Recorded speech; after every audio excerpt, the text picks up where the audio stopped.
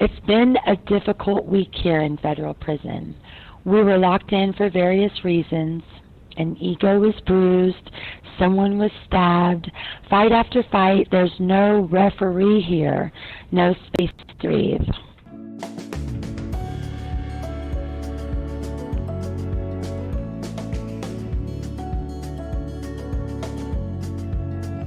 My name is Celeste. I'm currently incarcerated in FCI Aliceville in Aliceville, Alabama. I'm serving a 30-year prison sentence for drug conspiracy charges. I'm an artist. I've been one my whole life. I'm an abstract painter. But here in federal prison, in the absence of paint, I write. Welcome to my podcast, an inside look into a federal women's prison. This is Letters from Aliceville.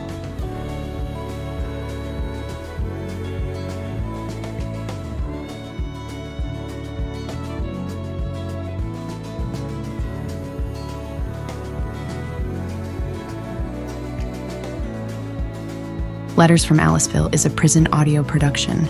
Visit us at prisonaudio.com to find all of our podcasts.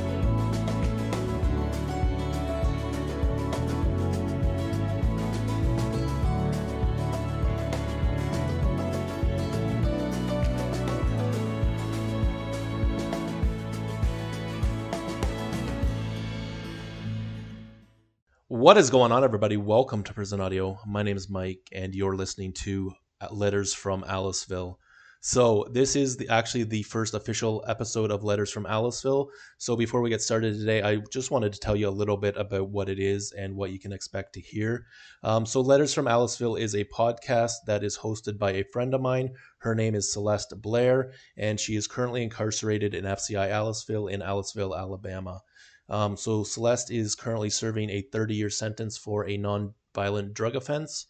And yeah, she has been incarcerated for about 10 years, a little bit over 10 years now. So basically, Celeste has been a friend of mine just through a mutual friend that I met. Actually, I had met a friend through Instagram, and basically she had introduced me to a few people who were currently incarcerated in FCI Aliceville, and Celeste was one of those people. And I ended up setting up some video visitations with Celeste, and we kind of hit it off. So we ended up talking so much that we decided to turn it into a podcast, and here we are today. So that is what Letters from Aliceville is going to be about, is basically going to be a look inside of a federal women's prison. So if that is something you're interested in, definitely stick around until the end. But in this episode, basically what we are going to do is we are going to go back in time, and we are going to hear Celeste's story about her life growing up as a kid and her life before she got incarcerated. So without further ado, let's just jump right into this is Celeste's story. Celeste Monette Blair was born in Jacksonville, Florida in 1970. I guess in my young pubescent years, or whatever they call it, I had a lot of things that I had to deal with, things that happened to me. One, I was raped, and two, I had a series of family members that were very close to me that died in a sequence of events, and it just kind of left me short of coping skills and feeling a little bit alone. And Celeste had a difficult childhood that culminated with the death of her father at the age of 19. She turned to drugs and alcohol to deal with her pain, and by the age of 22, she ended up being arrested for selling drugs to an undercover officer. She ended up serving 6 years of a 25-year sentence. And when she was finally released, she found it hard to adjust. Is that the stigmatization that prison puts on you. You know, they took me, a bright young girl who made a dumbass mistake, and changed my mental aspect so deeply that when I got out of prison, I didn't feel good enough to be married to my husband, who was a real cool, successful guy, and my family, who were so beautiful. I didn't feel comfortable even with them because of this X that our government put on my back over something that the pharmaceutical companies were doing hand over fist better and faster than I could. You know? So I'm sorry. After being released from prison, Celeste would end up getting married, and her husband would introduce her to the notorious House of Yahweh cult. So, I wanted to start by telling you about like the mindset. I think it's important to understand how a person gets to where they end up sometimes. And for me, I am a left-handed artist. That's the most important part of the story, right? So I've always made a living with my hands, mostly in art or design or whatever, and definitely being active with my hands. So one day I was at CrossFit and I had a terrible accident and I crushed my hand into a million pieces. Like I broke it from here to here, smashed and broke every part of it. The doctor literally said it was trashed and that it would never be workable, and I had to get a lot of emergency constructive surgery to get it back together. But in the meantime, I was really freaked out by it. I really was on the Laura tab from the doctor and really struggling, and all my friends were married. But so previously I had been doing a lot of volunteer work in Nashville. So through that, on Facebook, I was interacting with about 5,000 people that I hadn't seen in a million years. You know the beauty of Facebook is. So there's this guy in Fort Worth, Texas. I'm in Nashville, and he's looking at me posting about, this work I've been doing when the flood came to Nashville, and my friends and I helping the communities that were marginalized overnight, And so he starts posting this stuff about this thing called peaceful solution, right? And that sounded really cool to me. And I started reading the posts, and he was talking about some volunteer work that he did. And so my friends in Nashville all homeschooled the kids. So I thought, I'm going to order a set of these cool little books, because it was how to teach children how to ask for permission, stuff like that. So I ordered them, gave them to my friends who homeschooled their kids, and in the meantime, he and I formed friendship. And then one day, and then I had this accident. So now I'm in this place where, there's something inside of me, deep wired inside of me that's thinking, I know. It's thinking oh, you can't really take care of yourself very well anymore. This accident is proof that you need someone to, be there for you when you're in your worst days. Because I was kind of by myself after this accident, So, long story short, he invites me in November to this feast in Abilene, Texas. The House of Yahweh was founded in 1980 as a religious group based in Eula, Texas. Their leader was Israel Hawkins. He was born in Oklahoma with the name Buffalo Bill before legally changing his name in 1980 and leading hundreds of his followers to change their last names to Hawkins as well. When I found the House of Yahweh, that was something else that they satisfied inside of me, was a total acceptance. I didn't have to measure up. I didn't have to worry about because all I had to do was live a righteous life, tithe like I was supposed to, come and volunteer like I was supposed to, speak in hushed, quiet, peaceful tones, dress modestly, and be the best wife I could. And to me, that was this safety that I'd never experienced before. When I married my husband in the House of Yahweh, they took me back to this chamber that I didn't even know existed, and he raised up his beautiful, I think it's called a talit, and it's this wing, and he put me underneath of it to show that he was going to protect me for the rest of my life, and I felt it. I felt this safety that I had never known, where I knew it was genuine, And so there was a lot to be said for the beauty of it, And I think that in this world, we need more of that. We need more down-to-earth habits and practices and less air conditioning and bullshit and plastic, for sure. We need more better church by people we know. We need more cows that are handled by people we know and centered in a righteous kosher manner, that are fed in a rice kosher clean manner. And that's what propelled me to the cult in the first place, was corruption of the food. I have this beautiful, beautiful quote that I found in this book I wrote, where I found this quote that said, "Is because Max Born." I don't know if you know who that is. This cool little dude from 1965, so what he was on was the anti-plastic shit, and he says, "I am haunted by the idea that this break in human civilization caused by the discovery of the scientific method may be irreparable. Though I love science, I have the feeling that it's too much against history and tradition, that it cannot be absorbed into civilization." And as I sit here in federal prison for 30 years for partying at my house with my friends, I think to myself, why is the person on this video visit next to me not some asshole that filled the ocean with plastic? Am I wrong? I mean, for real, though. Like, straight up. Like, somebody hear me, Because I've yet to meet someone here that meets that description, ever, As far as I can tell, it's just a crime to be poor here in this country.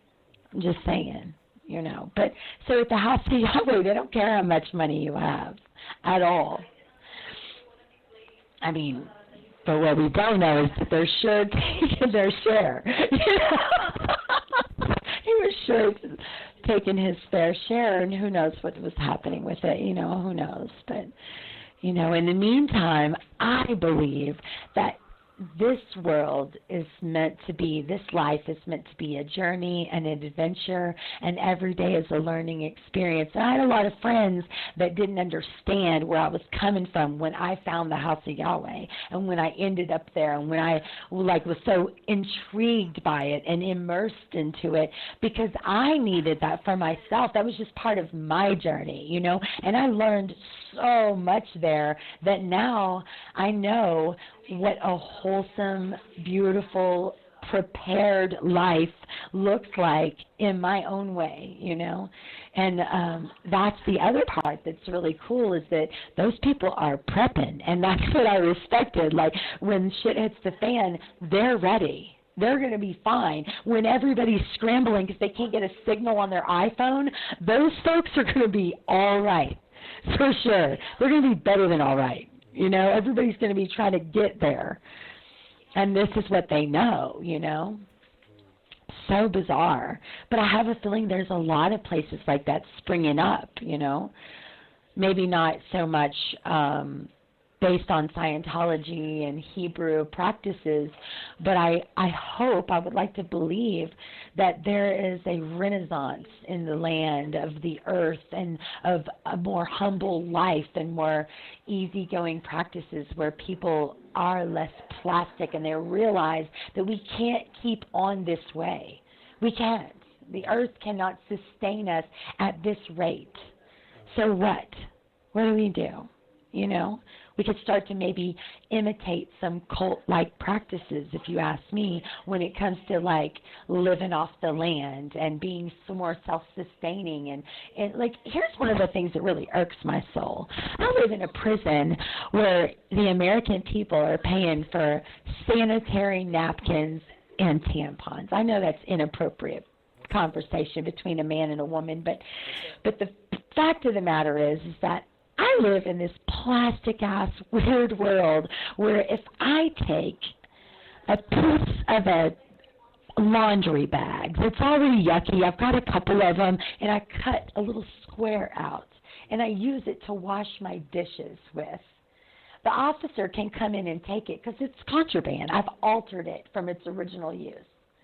And so instead, 100 women every day are using a tampon to wash their laundry or their dishes. What? Why? So we've got to make some changes, and I'm going to start here. The church has been known to authorities and former members as a cult. There have been reports of wrongful death, forced child marriage, child labor, and sexual assault. Israel Hawkins began preaching polygamy in the early 1990s. Former members of Yahweh say that Israel had up to 24 wives and that he claimed women had to accept it or leave and forfeit heaven. He believed that he was a prophet chosen to deliver the world from destruction in the 11th chapter of the book of Revelation, that Israel's apocalyptic prophecies were rooted in, and that the only survivors of the apocalypse would be those a part of his sect. I don't know how to pack for this, but I did my best. You know, it's a dirt road, and there's like 6,000 people coming to this feast in the middle of nowhere in Texas, all of a sudden, right? It's so bizarre. But the night before, I had this dream about this tree. It was so real to me. And when I drove through the gates, that tree was there. I was like, what in the world? How is this possible that I dreamt of this? So, like, I'm thinking I'm in the right place at the right time. This is all meant to be.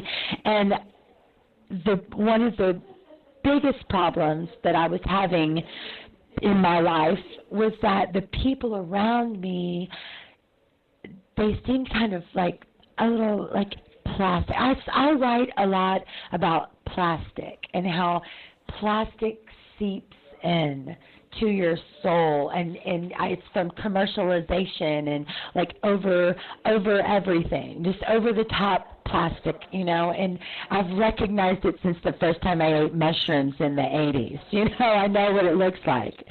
And so I noticed that a lot of the people in the community that I lived in, you know, they professed to be Christians and live by the Bible, but they didn't seem like they were well.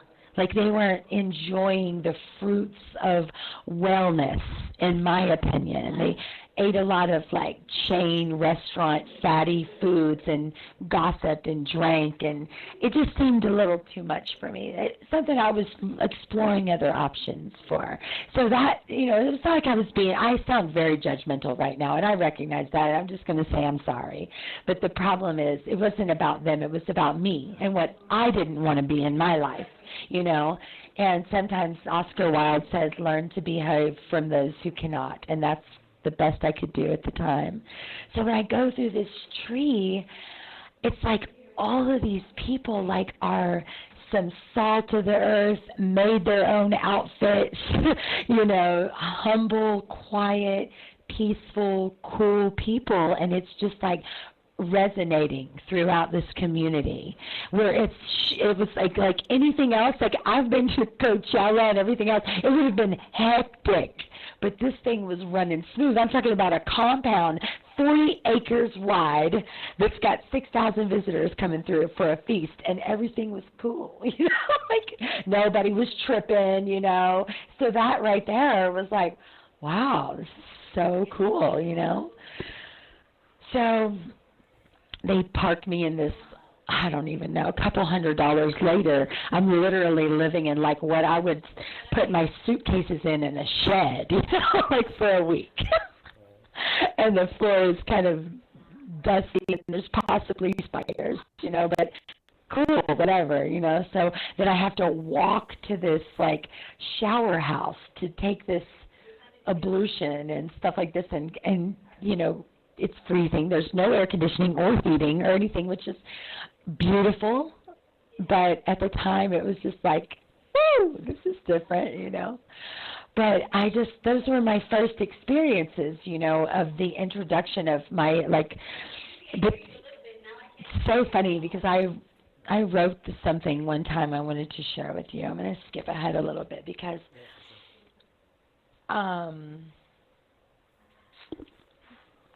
they never, like, I wrote one time that I think it's important to say, my father was like a narcissist. I feel like I recognized that he was a narcissist. And so there could be this thing that maybe sometimes other narcissists rotate through my life on some kind of a cycle. Maybe even because I was partially one at some point too. You know, I know what it looks like. I've studied enough to know what level I possibly was, you know. And so that is what I know about a cult leader. They also have to be like a level 7 narcissist, or you can't pull it off. That's a fact.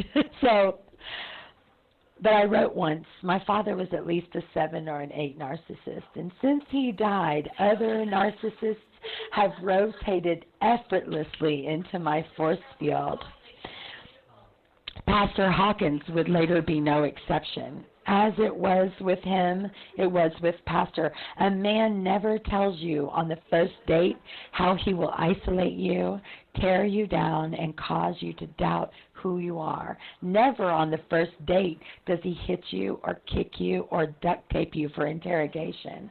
And so I say that an abusive mate, they never tell you that at first. It's the same as a cult.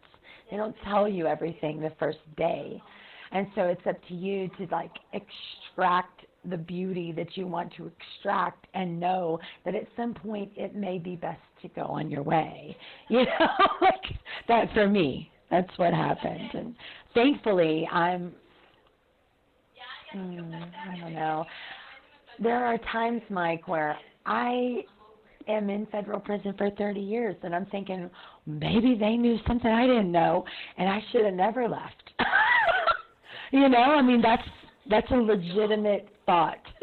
But I know better. I know in my heart of hearts that is not the truth. That was just whatever. But Celeste would ultimately decide to leave the house of Yahweh, and from 1997 until 2014, she maintained 23 years of sobriety. But in 2014, after struggling with depression and low self-esteem, she would relapse. In 2014, she was charged with conspiracy to distribute methamphetamines and sentenced to 30 years in prison.